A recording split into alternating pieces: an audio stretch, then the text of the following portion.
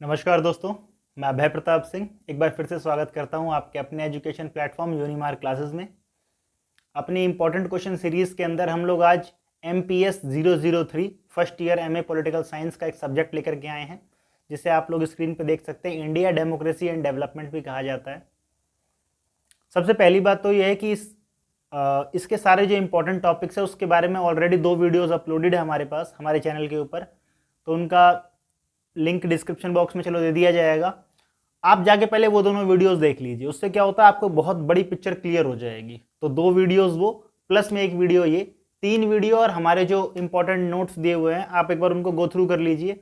तो I think इतना बहुत ज़्यादा हो जाएगा चीज़ों को समझने के लिए। ठीक है, वैसे तो ये one of the most easy topics है। जो बच्चे फर्स्ट ईयर में होंगे उनका ये एग्जाम आया होगा, तो मान के चलिए आपने जो पॉलिटिकल थ्योरी दिया, इंटरनेशनल रिलेशन और कंपेरेटिव पॉलिटिक्स, है ना, उन तीनों के कंपैरिजन में बहुत ज़्यादा इजी एग्जाम होने वाला है। ये सारा का सारा एग्जाम इस बात पर डिपेंड करता है कि आप अपने खुद के देश को कितना अच्छा जानते हो।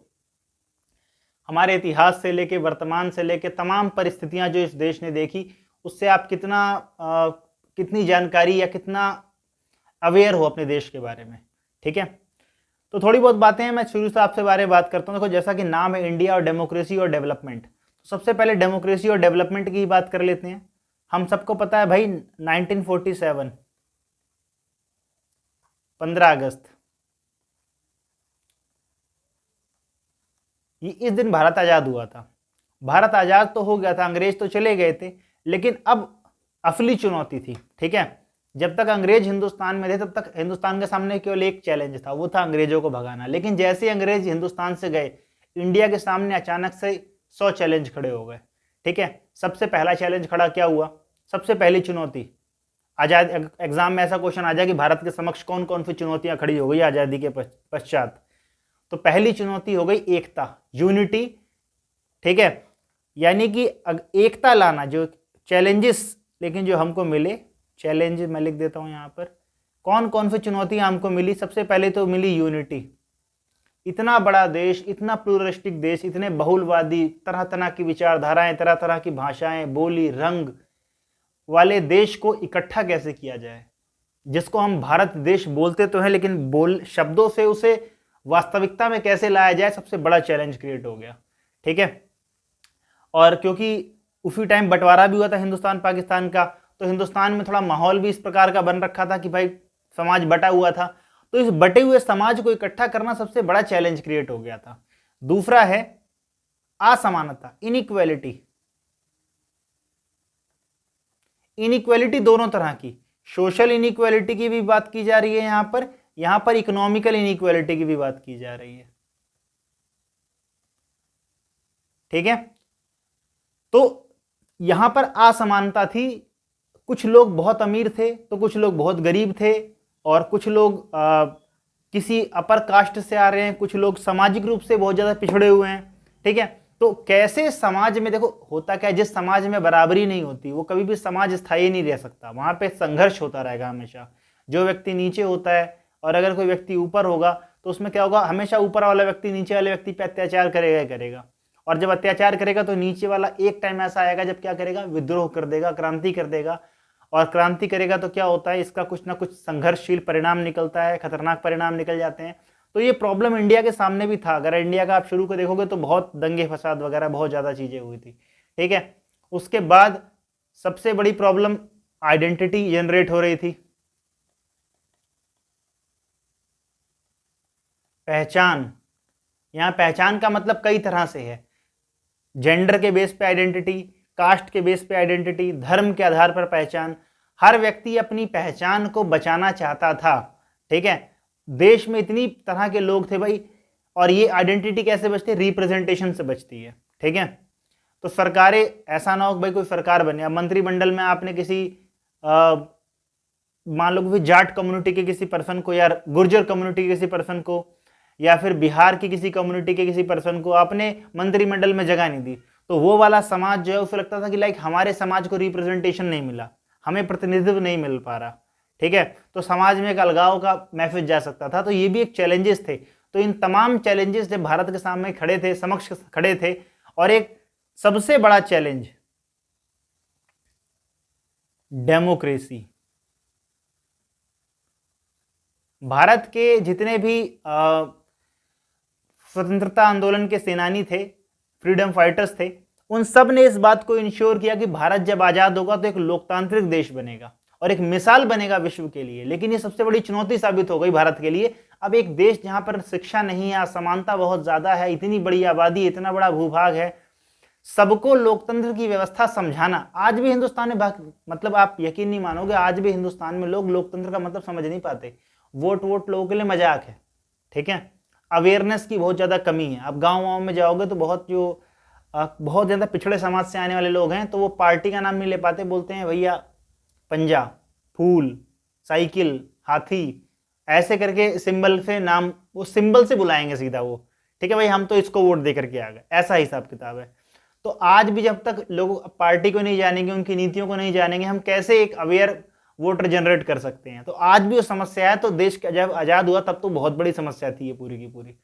तो ये कई सारे चैलेंजेस थे, लेकिन ऑल्दो इन दोनों सारे चैलेंजेस के बाद भी हमारा देश निकल करके आया और एक सफल लोकतंत्र के रूप में दुनिया के सामने स्थापित हुआ। इसके बहुत सारे एग्जाम्पल्स निकल के आते हैं।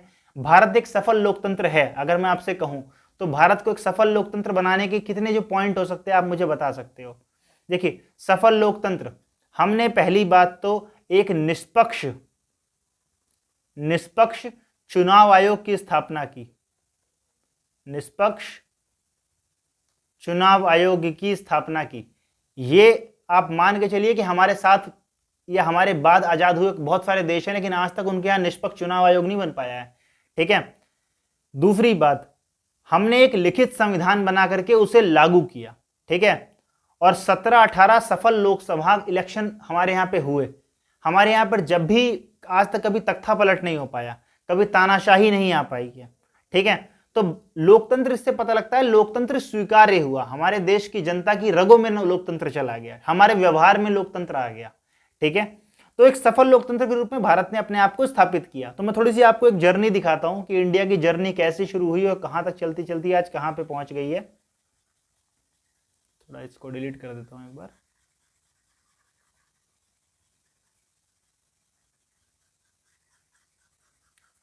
चलिए, तो मैं थोड़ा पहले आपको बताता हूं कि देखो, सबसे पहले इंडिया 1947 में हुआ आजाद, लेकिन एक इंटरिम गवर्नमेंट बन गई थी उस टाइम पे कि भाई जवाहरलाल नेहरू प्रधानमंत्री बना दिए गए थे। सरदार वल्लभ भाई पटेल को जवाहरलाल नेहरू विदेश मंत्री भी थे।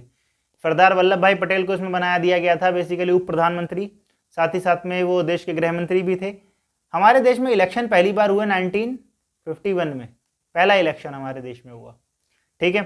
पहला इलेक्शन हुआ, इसमें कांग्रेस पार्टी, कौन सी पार्टी जीती इसमें? कांग्रेस पार्टी जीती।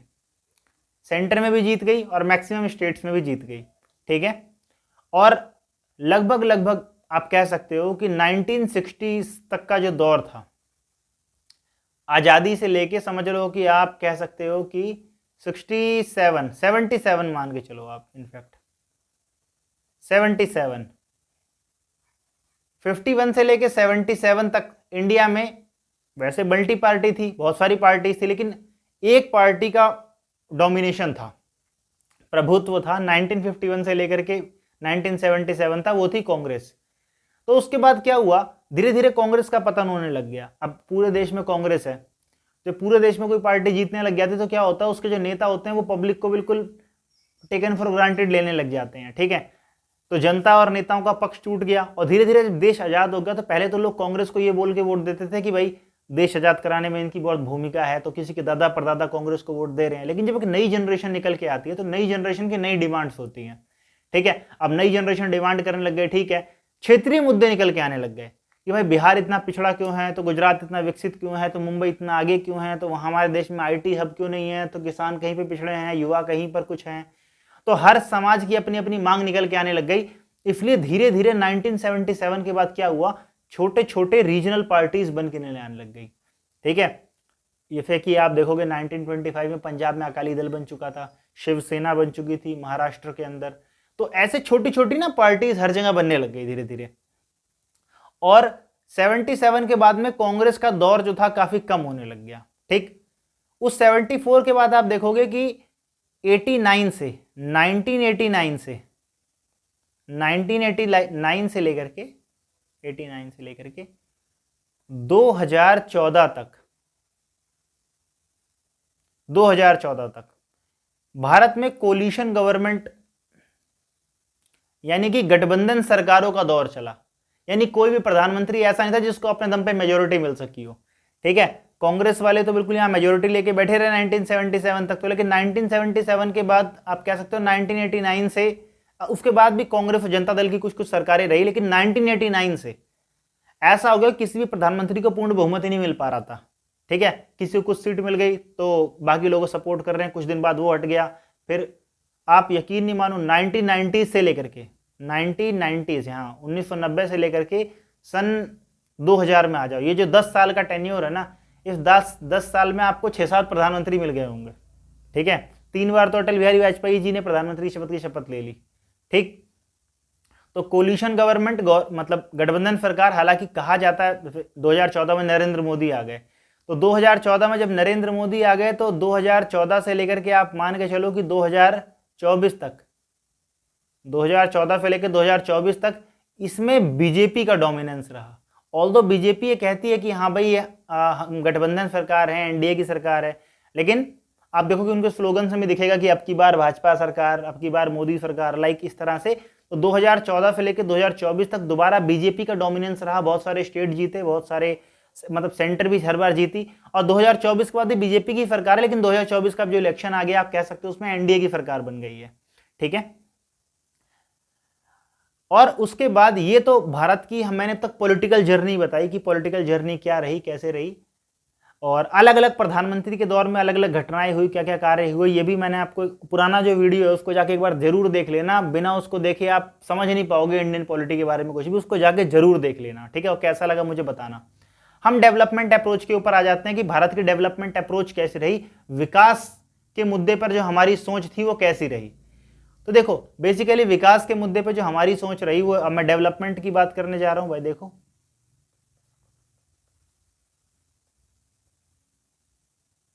डेवलपमेंट, ठीक है, डेवलपमेंट मतलब विकास। अब 1947 देश आजाद होता है, अथाह गरीबी देश के सामने खड़ी है। ठीक है, लोगों के पास खाने को नहीं है, रहने को नहीं है, मूलभूत आवश्यकताएं ही पूरी नहीं हो पा रही है। तो हमारा जो विकास का लक्ष्य था, हमारा जो कैसा विकास का लक्ष्य था, हमारा था समाजवादी विकास का लक्ष्य। कैसा था? समाजवादी विकास का लक्ष्य। यानी कि जवाहरलाल नेहरू जी ये मानते थे कि भाई विकास जो है समाजवादी किस्म का होना चाहिए, यानी कि जो संस्थाएं, जो जहां से मैन्युफैक्चरिंग हो रही है, इंडस्ट्री, फैक्ट्री, जो मैन्युफैक्चरिंग चीजें हैं, ये मैन्युफैक्चरिंग जनता मतलब सरकार पे नियंत्रण होना चाहिए, सरकार का नियंत्रण होना चाहिए हर मैन्युफैक्चरिंग सेक्टर के ऊपर। ठीक, क्योंकि उनका मानना था कि अगर प्राइवेट किसी व्यक्ति के हाथ में रहेगी मैन्युफैक्चरिंग तो वो क्या करेगा, इससे असमानता बढ़ेगी, वो व्यक्ति और अमीर हो जाएगा, दूसरा और गरीब हो जाएगा। अब ये मेंटेलिटी, लोग इसका कुछ तारीफ भी करते हैं, कुछ लोग इसकी बुराई भी करते हैं। जैसे कि आपको बताऊं, एयर इंडिया अब तो टाटा एयरलाइंस के पास आ गई मोदी जी के दौर में, लेकिन ये एयर इंडिया बनने से पहले भी टाटा जी के पास ही थी। ठीक है, तो फिर अपने नेहरू जी ने जमशेद टाटा जी को बुलाया तो उन्होंने बताया कि like profit is a negative word, मतलब लाभ एक नेगेटिव चीजें हैं, तो इसका राष्ट्रीयकरण कर दिया, नेशनलाइजेशन कर दिया, और एक प्राइवेट कंपनी को रातों रात सरकारी कंपनी बना दिया गया। उसके बाद से एयर इंडिया की क्या दुर्गति हुई ये सब जानते हैं। तो इसीलिए कुछ लोग अच्छा भी, लेकिन कुछ लोग ये भी कहते हैं नहीं, सरकारी कंपनी बन गई तो उससे सरकारी नौकरियां निकलने लग गई उसमें, तो उसमें आरक्षण की व्यवस्था भी उसके अंदर आ गई। इस तरह से क्या हुआ, समाज के एक बड़े हिस्से को रिप्रेजेंटेशन भी मिल गया। तो दोनों तरफ के अपने अपने पक्ष हैं। तो कुछ लोग नेगेटिव भी बोलते हैं तो इससे तो इंडस्ट्रियलाइजेशन ही बंद हो गया, वरना हिंदुस्तान पिछड़ता चला गया। और हमारी जो अर्थव्यवस्था थी, समाजवादी विकास हमारा लक्ष्य था, और हमारी जो अर्थव्यवस्था थी, अर्थव्यवस्था वो थी बंद अर्थव्यवस्था। कैसी थी? बंद थी। हम अपने मतलब ग्लोबलाइज नहीं हुए थे ना, हम विदेशी सामान हमारे यहाँ बिका करता था, हम अपना सामान विदेश में बेच पाया करते थे। ठीक है, लेकिन कोई भी देश जो होता है 1947 के बाद दुनिया में आ गया भूमंडलीकरण, ग्लोबलाइजेशन। ग्लोबलाइजेशन का मतलब सारे देश की अर्थव्यवस्थाएं आपस में जुड़ने लग गई। यानी एक देश जो है, अब हर देश तो वो सारी चीजें पैदा नहीं कर सकता जो उसे चाहिए। अब हिंदुस्तान को अगर पेट्रोल चाहिए तो पेट्रोल लेने के लिए तो हमको खाड़ी देशों के पास जाना पड़ेगा ना जाकर के। तो जो पेट्रोल की कीमतें होंगी वो उस देश की एक्टिविटी के ऊपर डिपेंड करेगी, हमको पेट्रोल खरीदना ही खरीदना है। ठीक, तो अब ये प्रॉब्लम आने लग गई दुनिया के सामने, लेकिन हमने अपने आप को फिर भी एक बंद अर्थव्यवस्था बना के रखा। ठीक है, उसके बाद आप देखोगे कि इसमें कुछ और सुधार आए जब इंदिरा गांधी प्रधानमंत्री बनी। इंदिरा गांधी ने 1971 में एक ले आई प्रीवी पर्स। ठीक है, ये कानून लाके इन्होंने क्या किया, भारत में जो राजा रजवाड़ा रहते थे सारे के सारे, दरअसल में जब हिंदुस्तान का बंटवारा हुआ था, मतलब बंटवारा हुआ तो ये हुआ कि इतने सारे राजा हिंदुस्तान में आ गए।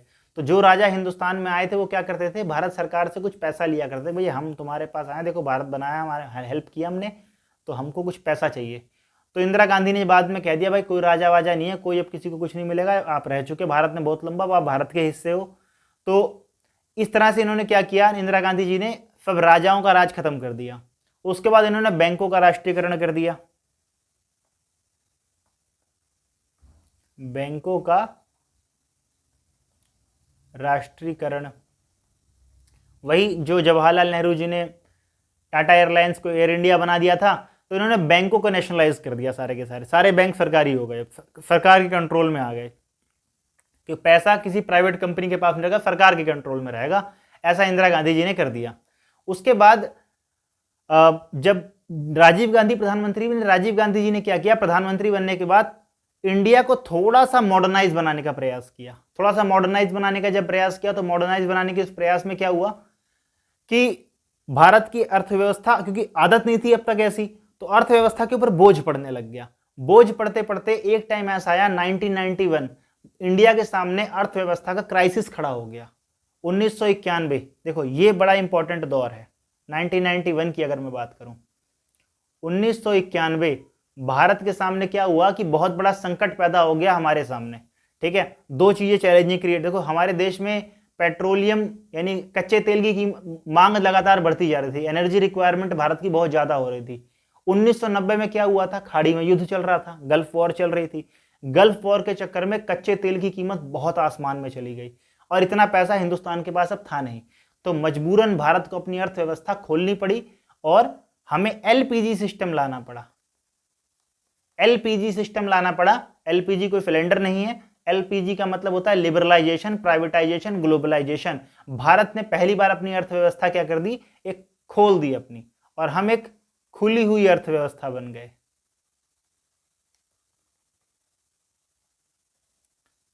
ठीक है, तो इसे अर्थव्यवस्था सुधार भी कहा जा सकता है। मतलब जब ये 1991 में काम हो रहा था, कांग्रेस की सरकार थी, नरसिम्हा राव देश के प्रधानमंत्री थे, और डॉक्टर मनमोहन सिंह उस वक्त देश के वित्त मंत्री हुआ करते थे, फाइनेंस मिनिस्टर थे। वही डॉक्टर मनमोहन सिंह अभी नरेंद्र मोदी जी से पहले प्रधानमंत्री हुआ करते थे। ठीक है, तो ये भारत की एक अर्थव्यवस्था रही। 1991 में एक बार अर्थव्यवस्था खुली, इससे बहुत ज्यादा सुधार आया, बहुत ज्यादा सुधार आया, और धीरे धीरे भारत की अर्थव्यवस्था, विदेशी कंपनियां आने लग गई, नई नई टेक्नोलॉजीज आने लग गई, भारत का मार्केट बिल्कुल फिल हो गया, नए नए प्रोडक्ट से नई नई कंपनियां आने लग गई, विदेशी कंपनियां, हमारे देश में कई सारी कंपनियां खड़ी होने लगी, मैन्युफैक्चरिंग का एक हब जनरेट हुआ यहाँ पर। ठीक है, लेकिन धीरे धीरे धीरे धीरे इसके डीमेरिट्स सामने आने लग गए। ठीक है, जैसे आप 2004 के आसपास आते हो, इसके डीमेरिट्स आपके सामने निकल के आने लग जाते हैं। डीमेरिट्स क्या क्या आ गए, पहली बात तो हमने ये देखा कि भाई विदेशी कंपनियां तो भारत में आ रही है, लेकिन भारतीय कंपनियां वो प्रोडक्ट तैयार नहीं कर, हमारे जो प्रोडक्ट थे उनकी गुणवत्ता वो नहीं थी जो विदेशी कंपनियों की थी। विदेशी कंपनियां अपना सामान लाती थी हमारे देश में, हमें बेच करके पैसा लेके बाहर चली जाती थी। तो इससे हुआ क्या, अंतर्राष्ट्रीय मार्केट में हमारा पैसा दूसरे देशों में जाने लग गया। जब हमारा पैसा दूसरे देशों में गया तो क्या हुआ, हमारी अर्थव्यवस्था गिरने लग गई, और हमारी अर्थव्यवस्था गिरने से क्या हुआ, रुपए का वैल्यू डिग्रेड करने लग गया। और एक टाइम तो ऐसा आया 2007 और 2008 में, भारत क्या हुआ, अंतर्राष्ट्रीय मंदी की चपेट में आ गया। भारत में बहुत मंदी आ गई 7-8 के दौर में, आप देखोगे तो 2007 या 8 महंगाई बहुत ज्यादा बढ़ गई उस टाइम पे। ठीक है, महंगाई बहुत ज्यादा जब बढ़ गई तो फिर सरकार के खिलाफ प्रदर्शन हुए, नारे हुए बहुत ज्यादा। और 2014 में क्या हुआ कि सरकार चेंज हो गई। यहाँ पे मामला धीरे धीरे वर्ल्ड की इकोनॉमी भी थोड़ी थोड़ी स्ट्रांग होने लग गई थी। फिर उसके बाद 2014 तक आप पाओगे, जब 2014 में तो मोदी जी आए, और मोदी जी ने पहली बार इस समस्या को समझा के बोला कि भाई हमको चाहिए मेक इन इंडिया। ठीक है, मेक इन इंडिया। तो मेक इन इंडिया उनका स्पॉन्सरशिप, और दूसरा उन्होंने चलाया वोकल फॉर लोकल।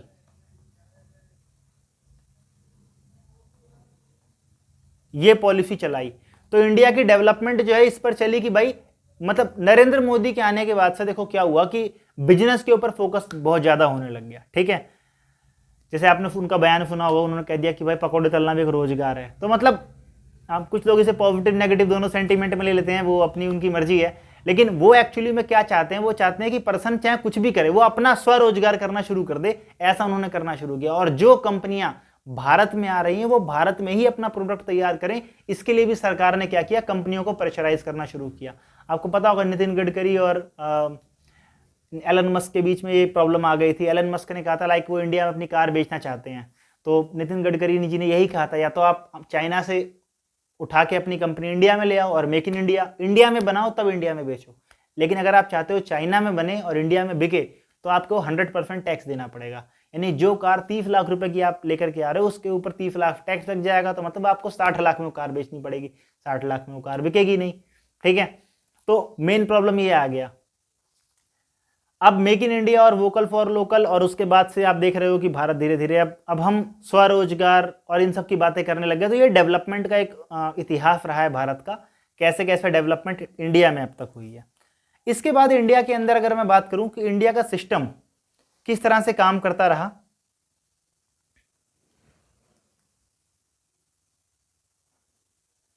अगर मैं बात करूं कि इंडिया का जो सिस्टम है किस तरह से काम करता रहा, तो देखिए बेसिकली भारत जो है वो करता कैसे, संविधान जो है हमारा संविधान, भारत ने अपना संविधान लिखना शुरू किया कब शुरू किया, कमेंट बॉक्स में बता देना।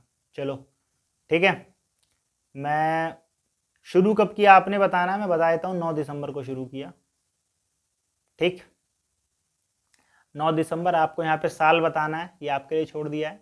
खत्म किया था 26 नवंबर 1949 में। ठीक है, इस दिन खत्म किया था, ध्यान देना। और हमारे संविधान को बनने में टोटल 2 साल 11 महीने और 18 दिन लगे थे। तो हिंट दे दिया आपको, इस डेट से 2 साल 11 महीने और 18 दिन आगे जाओगे तो आपको डेट पता लग जाएगी कौन सी थी वो।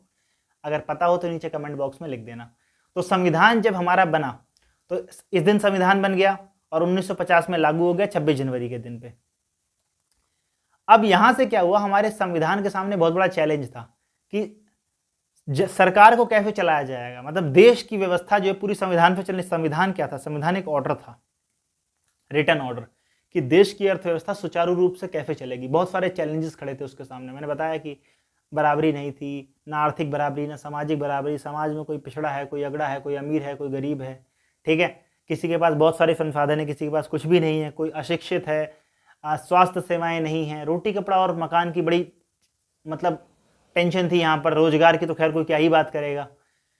तो हमारे संविधान ने एक ऐसा, कई देशों के संविधान का अध्ययन किया, हमारे देश के संविधान निर्माताओं ने कई देश के संविधानों का अध्ययन किया और हर देश के संविधान पे जो सकारात्मक बिंदु थे वो सारे उठा करके लेकर के आए और ला करके हमारे देश का संविधान रेडी किया गया। ठीक है, संविधान रेडी किया गया तो हमारे संविधान में क्या किया गया, सबसे पहले तो हमारे देश के नागरिकों को कुछ मूल अधिकार दिए गए, फंडामेंटल राइट्स दिए गए।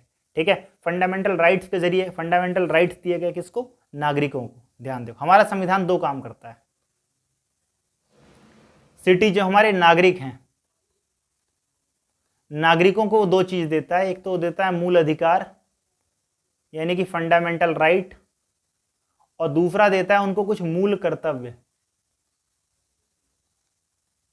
ठीक है, फंडामेंटल ड्यूटीज, कि भाई आप इस देश के नागरिकों और आपकी इस देश के प्रति कुछ जिम्मेदारी बनती है, तो कर्तव्य हमारे हैं और हमें कुछ अधिकार भी दिए गए। साथ ही साथ में क्या किया गया, उसने राज्य को दिया, राज्य मतलब संविधान देश को क्या कहता है कि आपको क्या करना है, तो राज्य को उसने दिया नीति निर्देशक तत्व, नीति निर्देशक तत्व, स्टेट डायरेक्टिव प्रिंसिपल्स, यानी उसने स्टेट डायरेक्टिव प्रिंसिपल्स के थ्रू ये बताया कि भाई बात यह है कि आपको किस तरह से सोचना है। ठीक है, आज भारत की परिस्थितियां भले ऐसे, लेकिन भविष्य में जब आप जाओगे तो आपको संविधान में कैसे कैसे बदलाव करने हैं। ठीक है, हमारा संविधान क्या है, थोड़ा कठोर भी है, थोड़ा लचीला भी है, दोनों किस्म से हमारा संविधान काम करता है। तो संविधान ऑर्डर देता है कि आपको इन फ्यूचर कंट्री कैसे बनानी है। ठीक है, जैसे हमारा संविधान कुछ बातें फिक्स हैं, जैसे कहता है समाज को होमोजीनियस एक बनाना है, इसीलिए हमारे कॉन्स्टिट्यूशन के अंदर आर्टिकल 44 है, आर्टिकल 44 क्या कहता है, यूनिफॉर्म सिविल कोड की बात करता है। वो कहता है कि भाई धीरे धीरे समाज को उस ओर लेके जाओ जहां पर यूनिफॉर्म सिविल कोड एक्सेप्टेबल हो सके। ठीक है, ये नहीं कि आप जाति के नाम पे, धर्म के नाम पे बंटवारा करते रहो समाज का। दूसरी बात ये होती है, समाज मतलब संविधान ये कहता है कि जितना हो सके अपनी कंट्री को लेके जाओ डिसेंट्रलाइजेशन की तरफ, विकेंद्रीकरण की तरफ लेके जाओ। ऐसा ना हो पावर किसी एक जगह इकट्ठा हो जाए, पावर बढ़ती जाए, आखिरी इंसान तक पावर पहुंचे। ठीक है, इतना सेंट्रलाइज कर दिया जाए पावर को। ठीक है, तो ये हमारा संविधान कहता है। तो संविधान के हिसाब से फिर जो हमारा देश बना पूरा का पूरा, आप समझो कि भारत एक संघवादी देश बना। कैसा देश बना? संघवादी देश बना। संघवाद मतलब फेडरलिज्म। फेडरलिज्म क्या होता है, कैसे होता है, ये सब सब्जेक्ट है कंपैरेटिव पॉलिटिक्स का, लेकिन फिर भी मैं आपको बता देता हूं। संघवाद मतलब होता है किसी देश की ऐसी व्यवस्था जहां पर शक्तियों का बंटवारा हो रखा हो, पावर शेयरिंग हो रखी हो। ठीक है, अब आपको हिंदुस्तान में दिखता होगा, देखो हमारे केंद्र में प्रधानमंत्री है, तो वो केंद्रीय सरकार है, सेंट्रल गवर्नमेंट कहते हैं उसको। ठीक है, सेंटर के पास तो गवर्नमेंट है ही, हर राज्य के पास अपना अपना मुख्यमंत्री भी होता है, विधानसभा भी होती है, यानी कि कुछ पावर स्टेट के पास भी है। ठीक है, कुछ पावर स्टेट के पास भी दी गई। तो हमारे यहाँ शक्तियों का बंटवारा किया गया, कुछ होती है राज्य की शक्ति होती है, कुछ होती है क्या हो, केंद्र की शक्ति होती है, और इन शक्तियों का बंटवारा किया गया। भारत का संविधान जो है उसमें शक्तियों का बंटवारा करके एक आर्टिकल है, और उस आर्टिकल के अंदर क्या है कि 3 कॉलम्स बना रखे हैं कि भाई संसद की यानी सेंटर की क्या शक्तियां होंगी, राज्य की क्या शक्तियां होंगी, एक होती है कनकरेंट यानी कि समवर्ती शक्तियां। उसके ऊपर मतलब कुछ टॉपिक ऐसे होते हैं जिसके ऊपर दोनों रूल बना सकते हैं, स्टेट भी रूल बना सकता है और सेंटर भी रूल बना सकता है। जैसे कि आप देखोगे शिक्षा मंत्री, हर राज्य का अपना अपना शिक्षा मंत्री भी होता है और केंद्र का भी एक शिक्षा मंत्री होता है।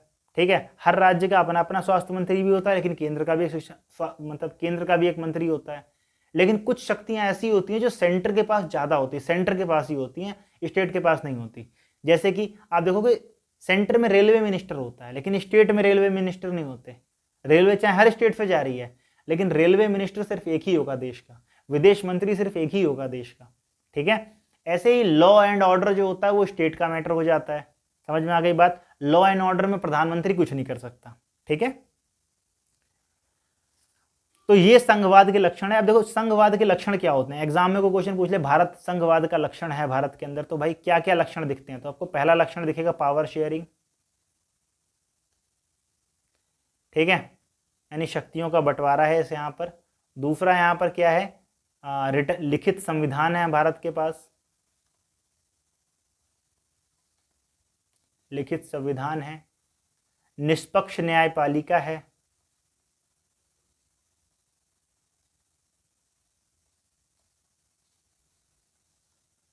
स्वतंत्र चुनाव आयोग है।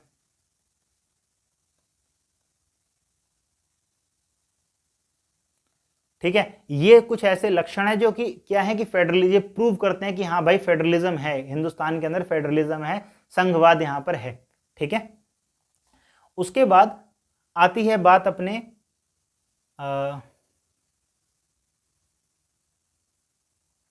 भारत में जो व्यवस्था है वो कैसे काम करती है, भारत की व्यवस्थाएं किस प्रकार से काम करती है, इसके बारे में थोड़ी सी बात कर लेते हैं। वीडियो अगर आपको पसंद आ रही है तो प्लीज़ वीडियो को लाइक जरूर कर देना। ठीक है, और सब्सक्राइब कर देना चैनल को और शेयर कर देना अपने दोस्तों के साथ। वीडियो में कैसा लगा कंटेंट आपको एक बार डिस्क्रिप्शन बॉक्स में बताना जरूर।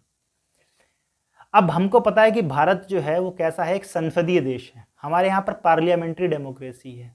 कैसी है? Parliamentary democracy.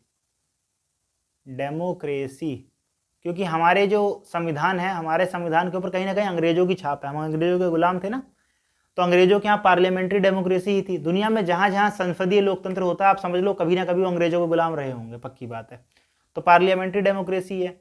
तो हमारा जो पार्लियामेंट है, हमारी जो संसद है, संसद 3 लोगों से मिलकर बनती है। एक है लोकसभा, एक है राज्यसभा और एक है अपने राष्ट्रपति। इन 3 लोगों से मिलकर बनती है हमारी संसद। तो संसद क्या करती है हमारी? ये बनाती है कानून। संसद क्या बनाती है हमारी? कानून बनाती है। हमारे देश में संसद सर्वोच्च है, समझ लो संसद से ऊपर कोई चीज नहीं है, ये कुछ भी कर सकती है अगर मेजोरिटी किसी के अच्छे हत्थे लग जाए तो। ठीक है, तो सारे कानून बनते हैं संसद से ही। ठीक, तो संसद सर्वोच्च है हमारे देश में। कोई भी बिल आएगा तो लोकसभा में आएगा, लोकसभा से पास हो जाएगा तो राज्यसभा में जाएगा। अब अगर वो बिल पहले राज्यसभा में आ गया तो लोकसभा में जा सकता है। ठीक है, बिल कई तरह के होते हैं, अब इतने डिटेल में नहीं जाएंगे वहाँ पर। ठीक है, वो जब आपको यूजीसी नेट की तैयारी करवाएंगे ना, अभी 1 जुलाई शुरू करने वाले यूजीसी नेट की, तब आपको उसमें डिटेल में समझाएंगे सारी बातें। ठीक है, और वो हमारे दूसरे चैनल यूनिमार्क क्लासेस अभ्यास पर यूजीसी नेट की तैयारी होगी। अगर अब तक आपने सब्सक्राइब नहीं किया तो जाके सब्सक्राइब कर लो उस चैनल को। 1 जनवरी से तैयारी करवाने वाले हैं यूजीसी नेट की। ठीक है, तो देखो कोई भी बिल आता है लोकसभा राज्यसभा दोनों सभा से पास होते हुए कहाँ जाएगा, राष्ट्रपति के पास जाएगा। राष्ट्रपति उसके ऊपर साइन कर देंगे, साइन करने के बाद वो कानून बन जाता है। ठीक है, अब कानून बन तो गया। ठीक है, अब इसके आगे क्या होगा, कानून बन तो गया, अब इसके आगे क्या होगा। अब देखो हमारे देश में सारा का सारा हिसाब किताब, पूरी जो सिस्टम को चलाने वाले जो लोग हैं वो क्या है, एक तो है विधायिका, लेजिस्लेचर बोलते हैं इसको, फिर आती है कार्यपालिका, फिर आती है कार्यपालिका, कार्यपालिका का मतलब हो जाता है एग्जीक्यूटिव, फिर तीसरी आती है न्यायपालिका, तीसरी आती है न्यायपालिका। विधायिका कानून बनाती है, न्यायपालिका उसका पालन करवाती है, और सॉरी कार्यपालिका उसका पालन करवाती है, न्यायपालिका उसकी रक्षा करती है। ठीक है, जैसे विधायिका ने कोई कानून बना दिया। ठीक है, विधायिका ने कानून बना दिया, क्या विधायिका ने कानून बना दिया कि भाई जो भी सड़क पे निकलेगा हेलमेट पहन के निकलेगा, जो नहीं निकलेगा उससे 1000 रुपये का चालान लिया जाएगा। ये कानून बन गया, विधायिका ने कानून बना दिया बस। कार्यपालिका कौन है, अब आप रोड पे गए, आप हेलमेट पहन के नहीं गए, भाई अपना तो अब अलग ही स्वैग चल रहा है, हम नहीं मानते कुछ भी। आप रोड पे गए, ट्रैफिक पुलिस वाले ने पकड़ लिया, वो ट्रैफिक पुलिस वाला ही कार्यपालिका था एक्चुअली में। ठीक है, उसने आपको पकड़ लिया, भाई हेलमेट नहीं है तो 1000 रुपये देने पड़ेंगे। अब वो बंदा 1000 रुपये भी नहीं देना चाहता। ठीक है, मतलब सजा भुगतने के लिए रेडी नहीं है, तो अब वो क्या करेगा, उसको न्यायपालिका यानी कोर्ट भेज देगा। कोर्ट में अब पता लग जाएगा, भाई कोर्ट देखेगा क्या करना है इस व्यक्ति का। ठीक है, तो इस तरह से कोई भी कानून, विधायिका कानून बनाती है, कार्यपालिका उसको लागू करवाती है और न्यायपालिका उसकी रक्षा करती है। इस बात का ध्यान रखना। ठीक है, भारत में जो कार्यपालिका 2 तरह की होती है, एक होती है स्थायी, एक होती है परमानेंट, एक होते हैं टेम्परेरी। परमानेंट और टेम्परेरी का क्या मतलब होता है, देखो कार्यपालिका में जो गवर्नमेंट जॉब के ऑफिसर होते हैं, जो जिनकी सरकारी नौकरी लग रखी है, वो परमानेंट कार्यपालिका है, इसका समझ लो। जो आईएएस हैं, पीसीएस हैं, एसडीएम्स हैं, ठीक है, ये सारे के सारे, या रेलवे में मतलब सरकारी नौकरी पे लगा हुआ कोई, चाहे क्लर्क लेवल का ही बंदा हो या कोई आईएएस ऑफिसर हो, ये सारे के सारे परमानेंट क्या है, एग्जीक्यूटिव हैं, कार्यपालिका हैं। मतलब इनको हमेशा रहेंगे, आईएएस तो हमेशा रहेगा। लेकिन टेम्परेरी में कौन से, टेम्परेरी में आते हैं मिनिस्टर्स। ठीक है, जो केंद्र में मंत्री होते हैं। अब किसी की सरकार है, कोई रक्षा मंत्री है, कल को अगर उसकी पार्टी हार जाएगी, रक्षा मंत्री दूसरा आ जाएगा, तो ये लोग टेम्परेरी होते हैं, जो मंत्री होते हैं। ठीक है, कई बार बच्चे एग्जाम में क्वेश्चन ऐसा पूछ लेते हैं कि क्या विधायिका कार्यपालिका हो सकती है, तो बिल्कुल हो सकती है। विधायिका में क्या होता है, जो लोग चुन करके आते हैं पार्लियामेंट वगैरह में। अब जैसे नरेंद्र मोदी बनारस से चुन करके आ गए, तो बनारस से चुन के जब वो आए तो एज अ सांसद वो क्या है, विधायिका है, जब वो संसद में बैठते हैं। लेकिन जब वो पीएमओ में आके बैठते होंगे तो वहां पर वो कार्यपालिका बन जाते हैं। समझ में आ गई बात आपको। एक ही व्यक्ति विधायिका भी हो सकता है, कार्यपालिका, लेकिन हाँ, विधायिका वाला बंदा कभी भी परमानेंट कार्यपालिका में नहीं आ सकता। वो जब भी विधायिका का पर्सन आएगा, टेम्परेरी कार्यपालिका में ही आएगा। ठीक है, चलिए न्याय व्यवस्था। न्यायपालिका, हिंदुस्तान में जो न्यायपालिका है वो क्या है कि एक के ऊपर एक है, बिल्कुल एक लीनियर तरीके से काम करती है। यानी कि नीचे वाला जो भी, जैसे जब मैंने स्टेट की बात की तो मैंने बताया था केंद्र में क्या होता है, केंद्र की शक्ति अलग है, राज्य की शक्ति कुछ कुछ अलग होती है। ठीक है, लेकिन जो न्यायपालिका उसमें ऐसा नहीं होता। जो डिस्ट्रिक्ट कोर्ट होगा उसके फैसले को हाई कोर्ट में चुनौती दी जा सकती है। हाई कोर्ट चाहे तो बदल भी सकता है फैसला, और हाई कोर्ट के फैसले को सुप्रीम कोर्ट बदल सकता है। सुप्रीम कोर्ट अपने खुद के फैसले को भी बदल सकता है। ठीक है, और सुप्रीम कोर्ट के कुछ फैसले ऐसे होते हैं जिसको राष्ट्रपति बदल सकता है, जैसे मृत्युदंड। अगर सुप्रीम कोर्ट से किसी को फांसी की सजा मिल गई है तो राष्ट्रपति चाहे तो उसकी फांसी की सजा माफ कर सकता है, 1 मिनट में, एक साइन करेगा, फांसी खत्म। ठीक है, तो ये न्यायपालिका का भी काम रहेगा। इसके बाद जो है अपना आता है स्थानीय शासन। ठीक है, आपको समझना होगा, मैं ये थोड़ा मिटा देता हूं।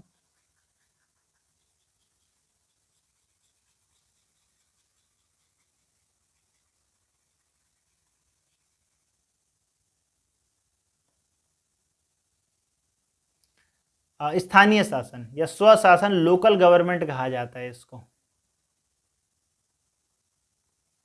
Local government. ठीक है। इसकी अवधारणा महात्मा गांधी जी ने कही थी कि भाई स्टेट डायरेक्टिव प्रिंसिपल्स में कहा गया था कि ये होना चाहिए। भारत में आज तो आप केंद्रीय सरकार बना रहे हो, लेकिन भविष्य में संविधान ने ऐसा आदेश दिया भारत की सरकारों को कि भाई जितनी जल्दी हो सके आप स्वशासन, लोगों के हाथ में शासन दो, लोकल व्यक्ति तक शासन पहुंचना चाहिए। ऐसा किसने कहा गया? संविधान ने कहा। किससे कहा? भारत के राज्य से कहा। तो इस बात को ध्यान में रखते हुए 1992 में क्या हुआ? भारत के अंदर लाया गया संविधान संशोधन, अमेंडमेंट लाया गया। अमेंडमेंट लाया गया 72 और 73, ठीक है। 72वां बदलाव और 73वां संशोधन जिसे कहते हैं। तो इससे हुआ क्या? संशोधन से इससे तो भारत में पंचायती राज के इलेक्शन आ गए। इससे भारत में पंचायती राज आ गया। और इसमें क्या हुआ? इससे शहरों में जो है वो एमसीडी के इलेक्शन आने लग गए, ठीक है, शहरों में। वरना पहले केवल ये होता कि सेंटर में एक सरकार बनेगी और केंद्र में एक सरकार, मतलब केंद्र में सरकार बनेगी, राज्य में सरकार बनेगी। बाद में ये हुआ कि भाई नहीं, लोकल लेवल पे गांव वाले, जो गांव की प्रॉब्लम होती है वो हमेशा प्रधानमंत्री थोड़ी सुन सकता है। इतना बड़ा देश है, सबकी बात कैसे सुन लेगा प्रधानमंत्री? तो कहा गया कि भाई कि पंचायती राज में भी इलेक्शन हो सकता है, ठीक है, होना चाहिए। तो 72-73 में अमेंडमेंट आया था 1992 में।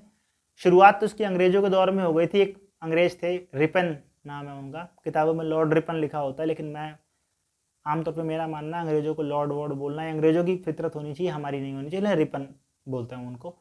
तो उन्होंने इसकी नींव रखी थी और सबसे पहली बार राजस्थान के नागौर जिले में आया था ये पंचायती राज।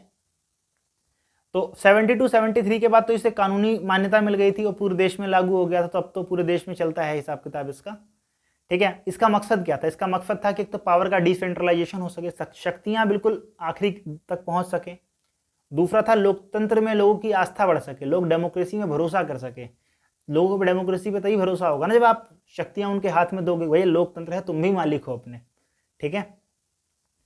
दूसरा होता है यहाँ पर वुमेन्स को रिजर्वेशन दिया गया पहले, अभी तक केंद्र में या राज्य में नहीं दिया गया, लेकिन पंचायती राज में महिलाओं को आरक्षण दिया गया 33% का, ठीक है। जैसे आपके आसपास अगर एमसीडी का इलेक्शन होता होगा या पंचायती राज का इलेक्शन होगा, देखोगा आप वुमेन सीट उसमें बनती है। SC ST सीट तो बनती है, वुमेन सीट्स भी बनती है, ठीक है। तो वुमेन सीट भी बनती है, लेकिन कभी आप लोकसभा राज्यसभा में देखोगे तो यहाँ पे वुमेन सीट नहीं बनती, ठीक है। तो ये लोकल गवर्नमेंट का इलेक्शन बन गया। उसके बाद में आपको भारत में करना क्या है? भारत के 2-4 किसान आंदोलन या मजदूर आंदोलनों के नाम याद कर लेना भाई। तेभागा आंदोलन याद कर लिया, नक्सलवाड़ी आंदोलन याद कर लिया। तेभागा और नक्सलवाड़ी ये नाम जरूर याद रख। एक तो अपना तेभागा आंदोलन बंगाल में हुआ था, और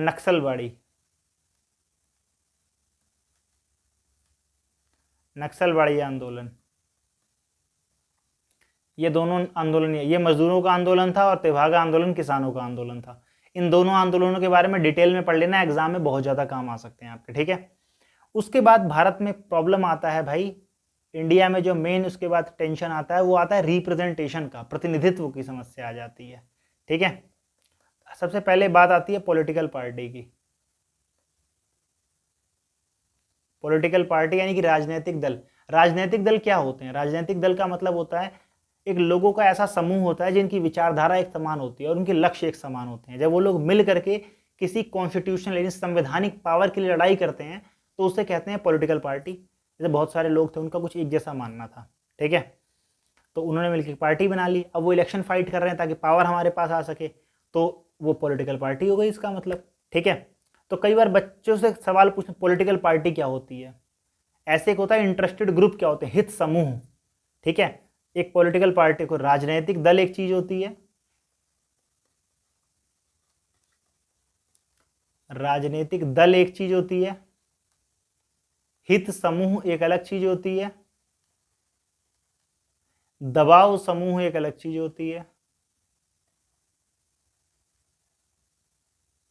ठीक है। राजनीतिक दल तो मैंने आपको बता दिया, राजनीतिक दल क्या होते हैं? यही बीजेपी, कांग्रेस, आम आदमी party, TMC, communist party, Bahujan Samaj party, तो ये सारी पार्टियां ये क्या है? राजनीतिक दल हैं। ये लोग क्या करते हैं? ग्रुप ऑफ पीपल मिलकर फाइट करते हैं, इलेक्शंस वगैरह फाइट करते हैं, ठीक है। इनकी एक अपनी विचारधारा होती है, स्पेसिफिक विचारधारा होती है। हो सकता है एग्जाम में आपसे किसी स्पेसिफिक विचारधारा के बारे में प्रश्न पूछ लिया जाए, है ना।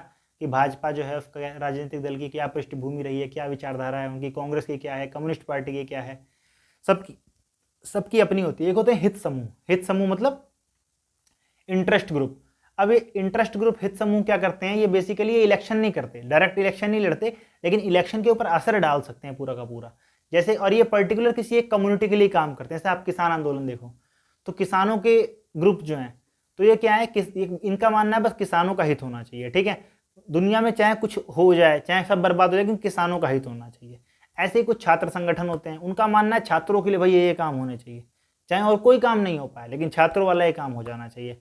तो ऐसे ये हित समूह जो होते हैं क्या करते हैं, राजनीति को प्रभावित करते हैं, लेकिन ये इलेक्शन कभी खुद डायरेक्ट नहीं लड़ते, लेकिन इनडायरेक्टली थोड़ा बहुत असर डालते हैं।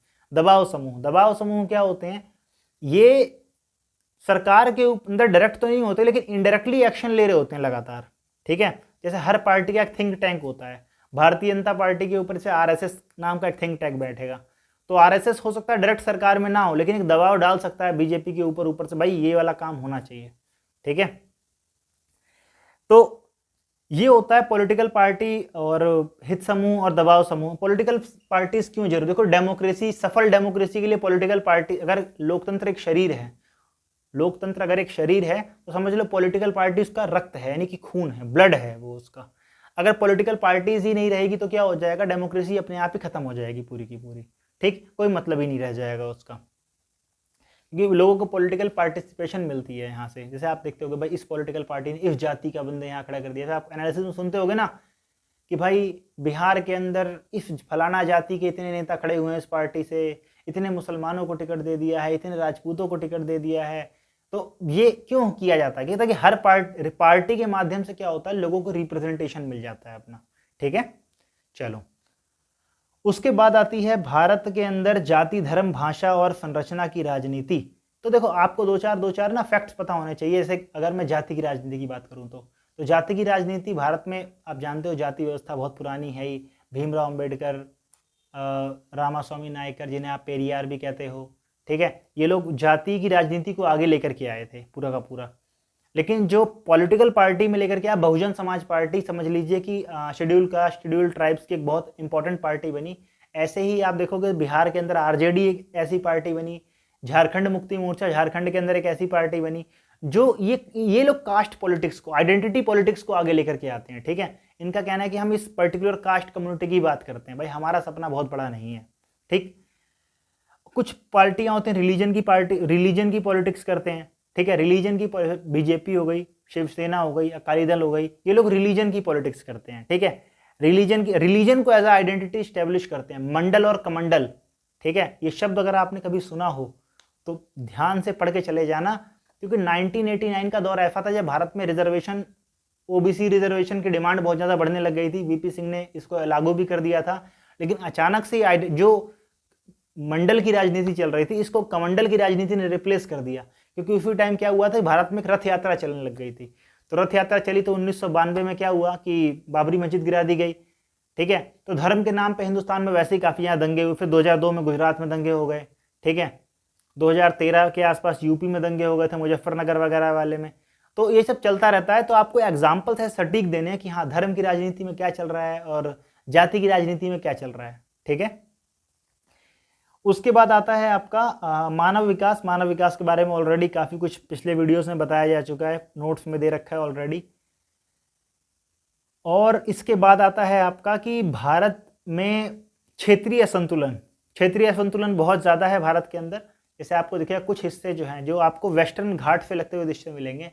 भारत में आपको जो भी हिस्सा घाट के आसपास लगता हुआ मिलेगा, देखो जो भी जहाँ पे समुद्र तट के समान आते हो, जैसे गुजरात, मुंबई, गोवा, कर्नाटका, ये बड़े डेवलप एरियाज़ है, बहुत ज़्यादा डेवलप हैं ये, ठीक है, क्योंकि इनके पास रिसोर्स की कमी नहीं होती। वहीं अगर कुछ ऐसी कंट्री जैसे बिहार, वहाँ से बंटवारा हो के बेचारा इतना छोटा हो गया है वो, और हालांकि अभी भी बहुत बड़ा है, लेकिन रिसोर्स के नाम पे कुछ भी नहीं है। तो वहाँ की जो आबादी है उसके पास मजबूर है बेचारी, ठीक है। अब देखोगे कहीं पे छोटे से छोटा काम करने वाला भी आपको बिहार, यूपी, झारखंड, यहाँ के लोग मिल जाएंगे आपको, ठीक है। क्यों? क्योंकि उनके अपने राज्यों में संसाधन नहीं है। तो इससे क्या हुआ, एक राज्य बहुत पिछड़ता चला जाता है, एक राज्य बहुत ज़्यादा आगे जाता रहता है, ठीक है। तो हिंदुस्तान में इससे क्या होता है, बड़ी प्रॉब्लम क्रिएट हो जाती है। जो राज्य पिछड़ता है लोग वहाँ से पलायन कर जाते हैं, माइग्रेट कर जाते हैं, वो किसी ऐसे राज्य में चले जाएंगे जहाँ पर रोजगार के अच्छे अवसर उपलब्ध होंगे। जब वो ऐसे राज्य में जाएंगे तो दूसरे राज्य पे क्या होता है, बर्डन बढ़ जाता है। ठीक है, जैसे अब बिहार के लोग हैं, अब बिहार की सरकार उन्हें रोजगार उपलब्ध कराने में बिल्कुल असफल रही है, या उन्हें वो सुविधाएं उपलब्ध कराने में असफल रही है। तो असफलता की वजह से होगा क्या, सरकारें, वो लोग वहाँ से निकल के जाएंगे, वो दिल्ली में, बेंगलोर में, मुंबई में, गुजरात में जाके रहने लग जाएंगे। तो अब गुजरात के ऊपर अपने नागरिकों का बर्डन तो है ही है, बाहर से बर्डन आ जाता है। ठीक है, और कई बार तो ये क्लैश यानी संघर्ष का रूप ले लेती है। ठीक है, जैसे आपने मुंबई में कई बार देखा होगा, यूपी बिहार के लोगों को भगाने का मोमेंट चल जाता है वहाँ पर, ऐसा करके। तो ये सब चलता रहता है, संघर्ष होने लग जाता है वहाँ पर। ठीक है, हालांकि अब तो आज के समय पे काफ़ी कम हो गया, लेकिन एक टाइम था जब बहुत ज़्यादा ये सब हुआ करता था। तो ये भारत का समझ लीजिए एक रोड मैप था कि भारत के अंदर ये प्रॉब्लम्स होती हैं सारी की सारी, और किस तरह से काम किया जाता है। तो आई होप ये वीडियो थोड़ी बहुत आपको हेल्पफुल रही होगी। और मैं आपको दोबारा रिपीट कर रहा हूँ कि आप एक बार जाके अपनी पुरानी दोनों वीडियो जो हमारी हैं उसका डिस्क्रिप्शन बॉक्स में लिंक दिया गया है, दोबारा जाके उनको देख लीजिए उन दोनों वीडियोज़ को, और हमारे जो नोट्स हैं उसको नोट्स को एक बार पढ़ लीजिए। और ये पेपर काफ़ी आसान है, आप लोगों का बहुत अच्छा होगा। मेरी तरफ से आपको अग्रिम शुभकामनाएं, बहुत बहुत, पेपर आपका बहुत अच्छा हो। और एक बात और ध्यान रखिएगा, यूजीसी नेट की तैयारी करने वाले जितने बच्चे हैं वो हमसे यूनिमार्क क्लासेस अभ्यास, आप सर्च कीजिए यूनिमार्क क्लासेस अभ्यास, उस चैनल को जाके सब्सक्राइब कर लीजिए। 1 जुलाई से हम लोग शुरू करने वाले हैं उसके ऊपर यूजीसी नेट की तैयारियां, या फिर बच्चे यूपीएससी की तैयारी कर रहे होंगे उनके लिए भी काफ़ी हेल्पफुल होने वाला है। दिसंबर का नेट क्वालिफाई अगर करना है तो हमारे साथ आके जुड़ जाइए, आपका नेट जरूर क्वालिफाई करवाएंगे। ये वीडियो आपको कैसा लगा बताइएगा जरूर डिस्क्रिप्शन बॉक्स में। वीडियो को सब लाइक कर दीजिए और चैनल को सब्सक्राइब कर दीजिए। आज के लिए इतना ही, नमस्कार, धन्यवाद।